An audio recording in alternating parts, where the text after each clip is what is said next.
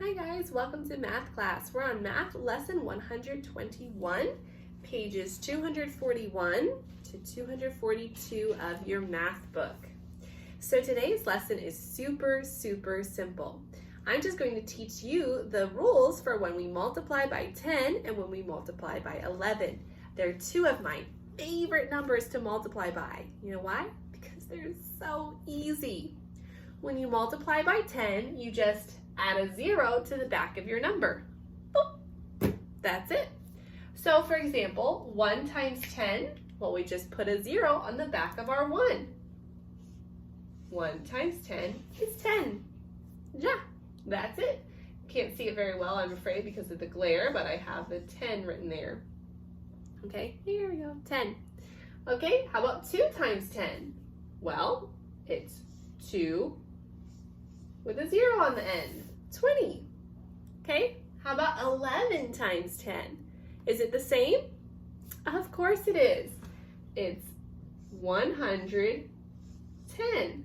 11 with a 0 boop, on the back. Okay, same thing with 12.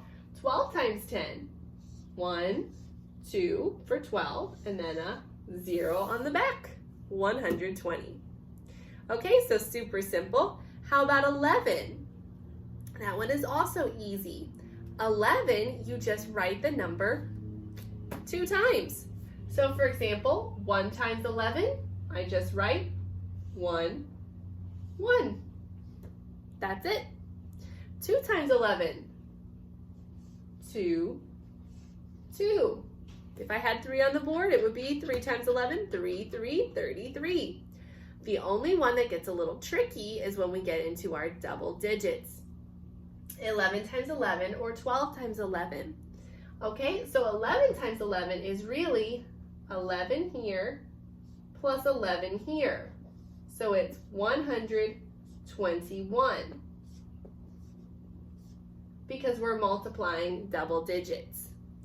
12 times 11 also is 12 here and 12 here because we're multiplying. So we have 1, 3, 2.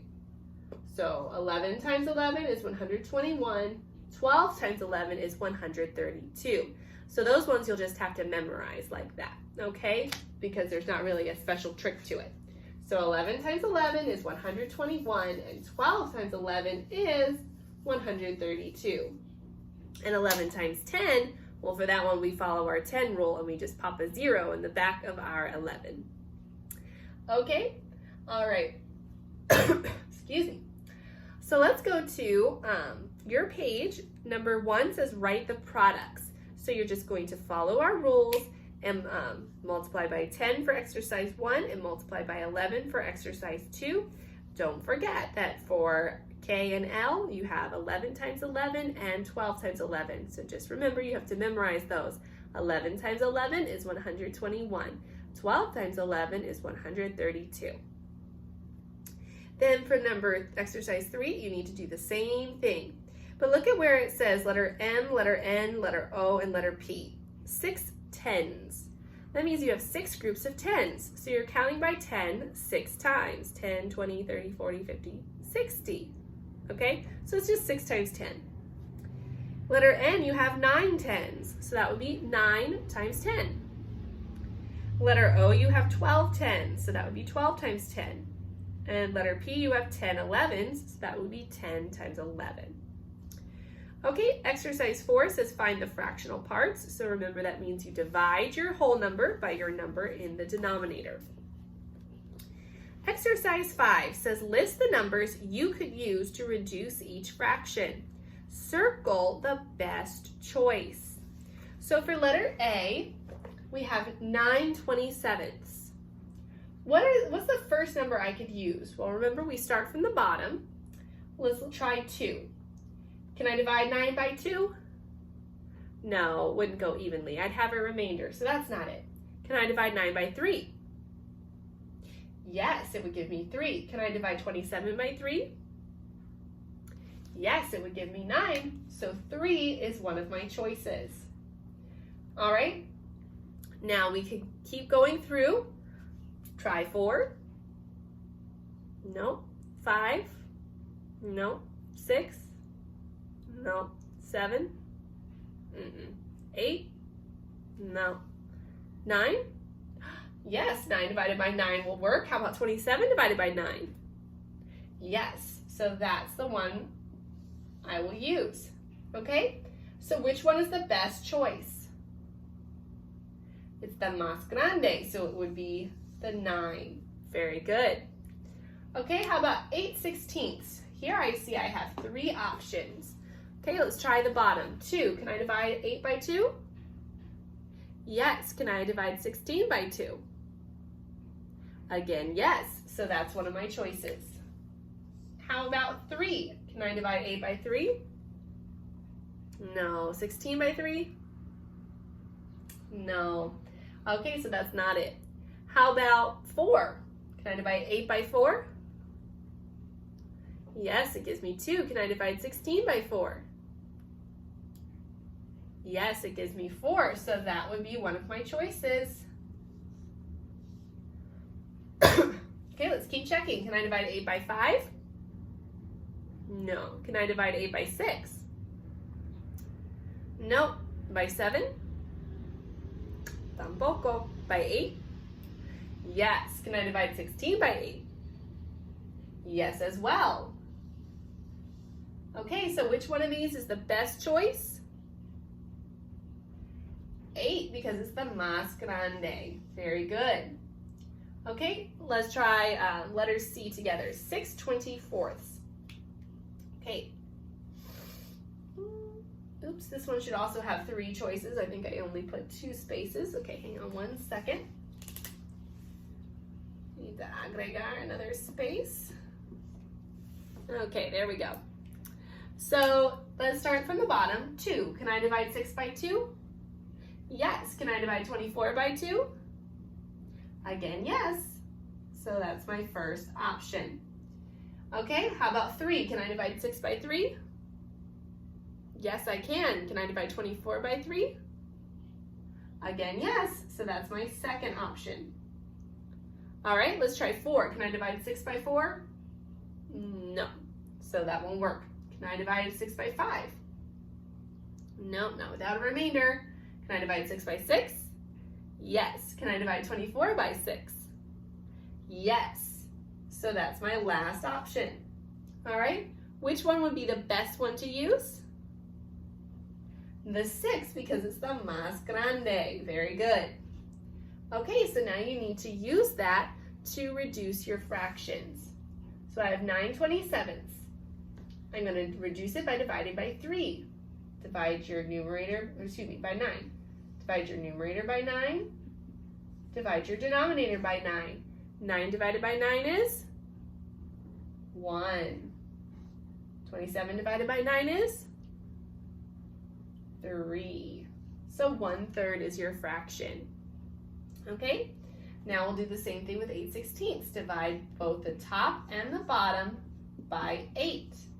8 divided by 8 is 1. 16 divided by 8 is 2. Very good. Now for 6/24, you'll divide both the top and the bottom by 6. And I want you to finish that one on your own. Now I also left letter D for you guys to do on your own for both exercise 5 and exercise 6.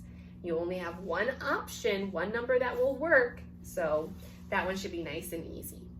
Exercise 7 is your story problems. A says, Charlotte bought 9 pounds of dog food at 87 cents per pound. How much change did she get back from $10? Okay, so for this problem, oops, almost erased the wrong thing. For this problem, we need to first find out how much she spent on the dog food. So she bought 9 pounds for 87 cents per pound. So I have to multiply those 9 pounds by the 87 cents to find the cost of her dog food. Once I find the cost, don't forget your $ and decimal point, I can subtract it from $10.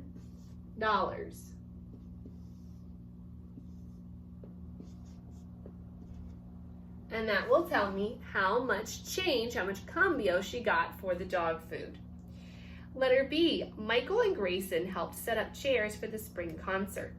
There were a total of 693 chairs. The chairs were set up in 3 equal sections. How many chairs were there in each section? Okay, so they have the 693 chairs. They want to put them in 3 equal parts. So since I'm dividing them into 3 equal groups, that means I need to divide my 693 by 3 to find out how many chairs are in each group. Okay? All right. Now the last thing we're going to look at together is exercise 8, divide and check. So we have 9,257 divided by 9. Okay, let me fix this. So we start with our first number. What is 9 divided by 9? How many groups of 9 are in 9? 1, that's right. So we start with our 1. Our next step is to multiply. 1 times 9 is 9. Our next step is to subtract. 9 minus 9 is 0. Then we compare. Is 0 less than 9? Yes, it is. So we can bring down our 2. All right, 2 divided by 9. There are no groups of 9 and 2. 2 is less than 9, so I have to put a 0 above my 2. Now I can't keep dividing until I put that 0. I have to show that I cannot divide into just 2. Then I can bring down the 5. I don't need to multiply. I can just go ahead and bring down the 5. Now I have 25 divided by 9. What's 25 divided by 9? The closest I can get is 2. So I'll multiply by 2. 2 times 9 is 18. And now I subtract. Borrow from this 2, leaves me with 1. 15 minus 8 is 7. 1 minus 1 is 0. We don't need to put the 0. Is 7 less than 9? Yes. So I can bring down my last number, which is my 7. 77 divided by 9. The closest I can get is 8. So 8 times 9 is 72. 77, minus 72. 7 minus 2 is 5. 7 minus 7 is 0. So I have a remainder of 5. Now I need to check for a comma. 1, 2, 3. Comma goes right there. So now to check, remember you multiply 1,028 times 9. Then after you find your answer, add 5 to your answer. Okay, that's it for math today. Have a great day, guys, and I'll see you in our next lesson. Bye.